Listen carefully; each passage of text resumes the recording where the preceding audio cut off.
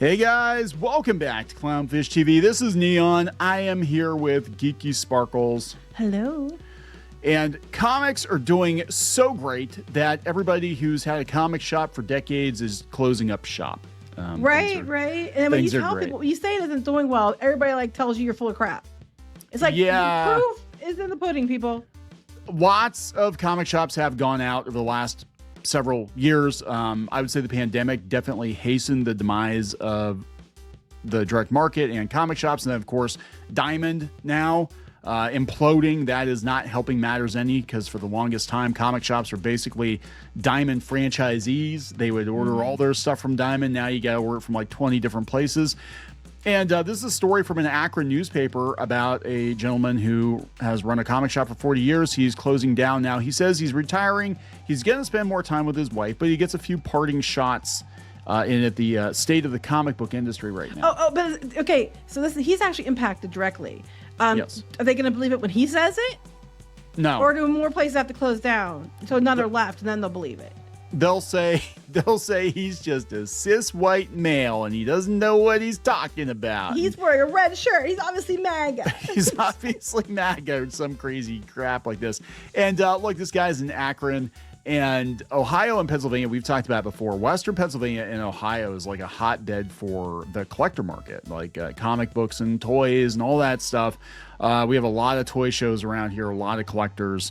And yeah, he's just like, it's time to quit. And I think a lot of people are going to follow in his footsteps. We've seen a lot of shops that have been in business for decades fold, and the comic book journalists try to spin it like, oh, things have never been better, guys.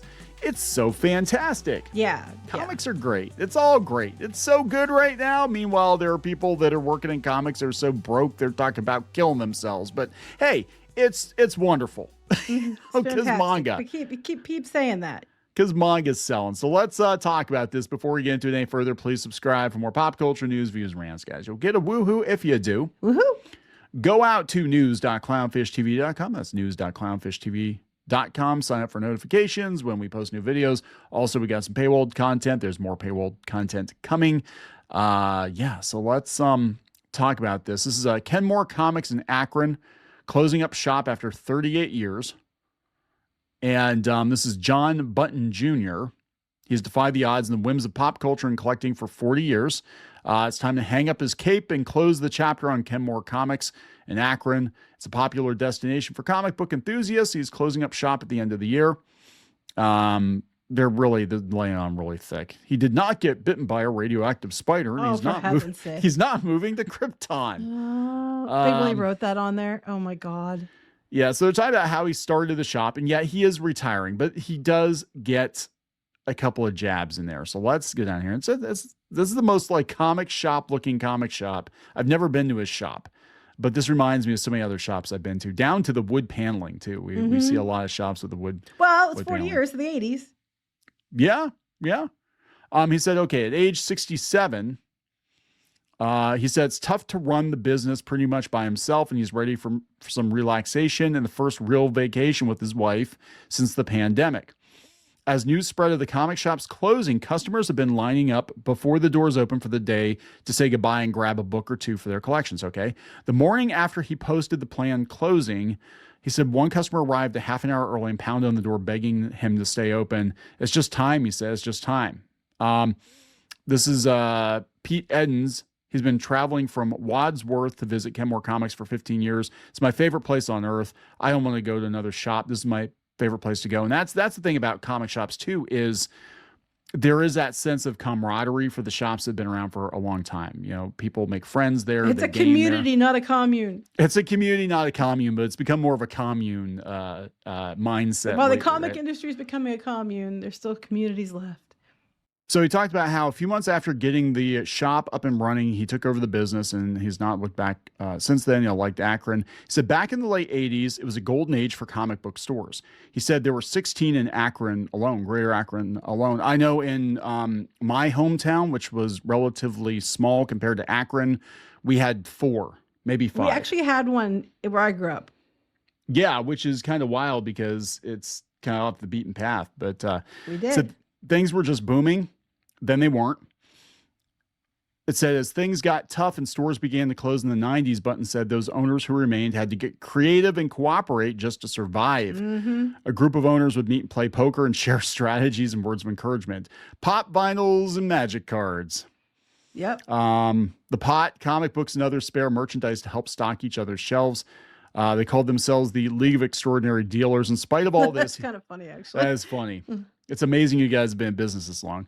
In spite of all this, he admits the industry is just not what it used to be. No, you don't say. New comics are $4 to $5 a pop. There are just 4 or 5 comic shops left in Summit County. He said he's been thinking about retiring for 2 years or so, and he looked at for a potential buyer. But who would seriously? Who would buy a comic shop at this point? I'm going to be honest.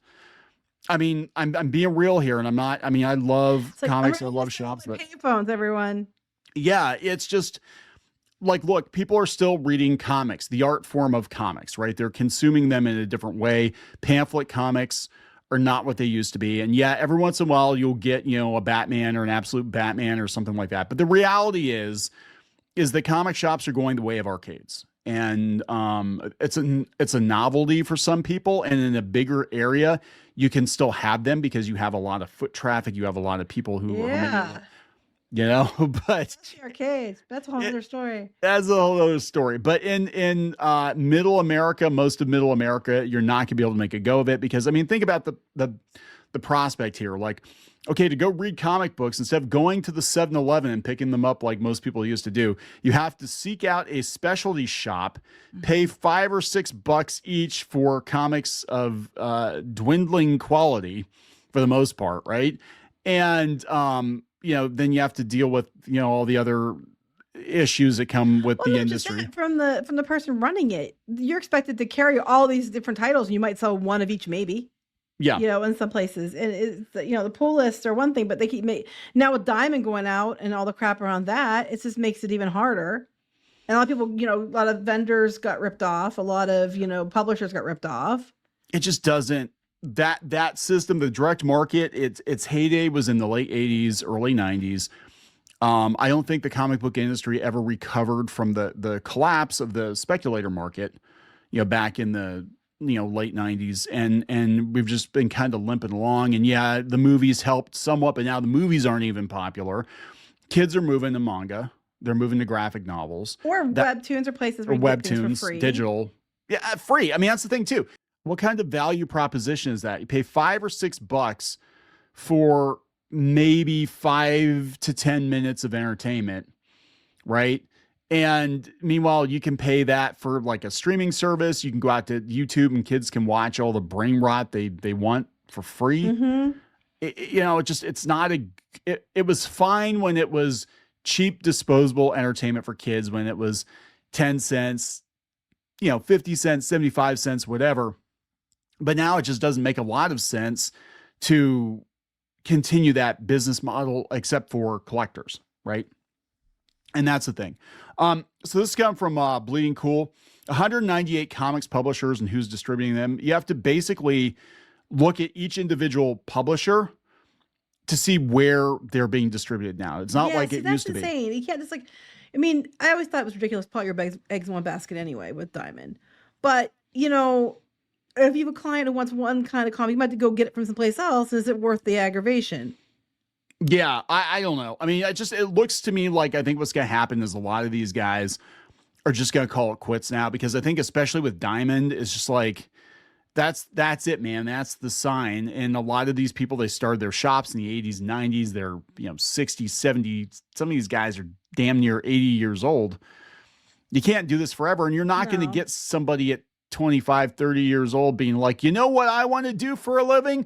Open a comic book shop and sell $5 pamphlets to 50-year-old men for the next 5 years. You can make a small fortune. That's what my mom used to say. She used to run an airport. She goes, you can make a small fortune running an airport. You start out with a big fortune and you end up with a small one. That's what she used to say. And that's what this reminds me of.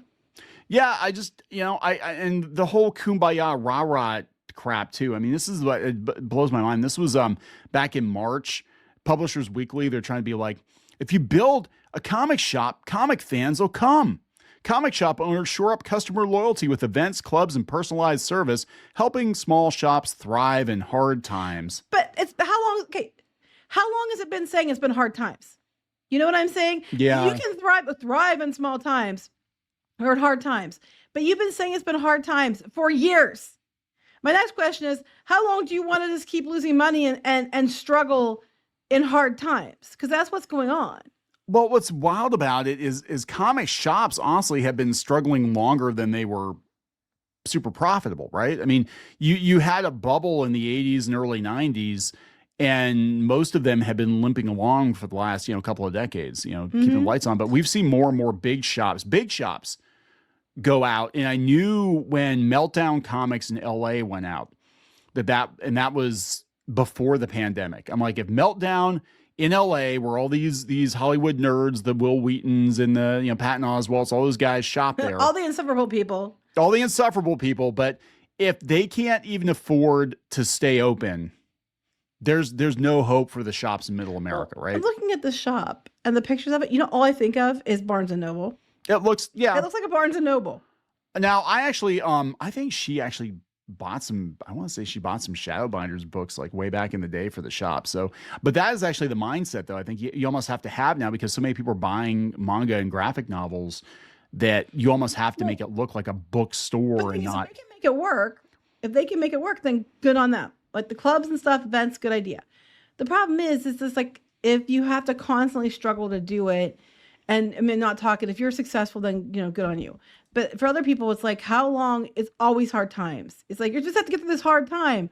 But it's been the hard times since way before the pandemic. So like, exactly how long are you supposed to just keep holding on with your fingertips until you just say, you know what? Yeah, I think I've done something else by now. That's exactly it. I think with any business, I mean, obviously these guys love what they do. Because I'm not saying they don't, but the thing is, it's like, how do you survive? Right. And it's the same with the people working in the industry too. There are people making good money in the comics industry, or making good money being, comics adjacent, maybe not off the comic books themselves, but being part of that scene or whatever, getting a, deal for movies or whatever. But there's so many people that are like starving in this industry. Like 1 in 100. Yeah. So it's or 1 in 1,000 even. So what are you supposed to do? You're supposed to just hang in there until it gets better, and it never gets better. It's like, eventually you're going to have to cut your losses. Like, I mean, this is a true story. When it came to Shadowbinders, we had already had a plan that if it didn't do anything and we weren't going to get an audience or anything within the first year or two. Oh, when it was webcomic, yeah. As much as we didn't want to, we were like, we're going to stop it. And we didn't want to do that. But we're like, we can't just do it if it's not going to work. Now, luckily it worked. But you have to give yourself a time limit. It's like, if this isn't working by this point in time, you're just throwing more good money after bad. And unless you're using this as a tax shelter or something like that, because you're doing something really great on the other side, I just don't see how people can hang on to it.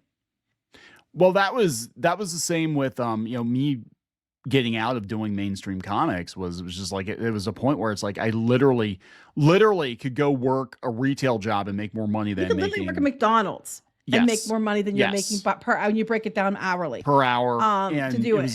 It was insane. And I liked doing it, but like I always had another day job because the comics didn't pay enough. But there are people that do it full time, and they're doing it for ghetto wages. And look, there are people working at Marvel and DC that make really good money, but they're very few and far between. I guess my thing is, if you want to run a shop or if you want to do this other stuff, you go, by all means, go for it. But I would not make that your sole source of income. Like, I would do that on the side. Like, if you're going to run a shop, you can hire people to sit there while you're doing your job or whatever. And, that's not your main source of income. Or you have somebody else in your family that has a really good job, so that you can go do this, which is what a lot of webcomic people did. I'm successful webcomics. I'm doing this full time. And like, I'm not mentioning my fact my wife's a nurse or my husband's a doctor. Yes. Yeah. And I know I'm using those specific examples for a reason, because those are very, that's what happens specifically to these people. They don't mention that part, but like, there's nothing wrong with, like, if you want to do it, understanding that you have something in the background, you want to do a comic book. Okay. But you're doing it on the side. You're not doing it as your main thing. It's just not worth the risk. I think there's a lot of lying. There's a lot of lying through their teeth. The comic book industry wants to present this image that things are, no pun intended, that things are fantastic and whatever. And what they do is, I believe they sell false hope to people and they lie There through their was people teeth. literally doing that, and you could pay them for a seminar to rah you up on how you can make comics for a living when they knew damn well you couldn't.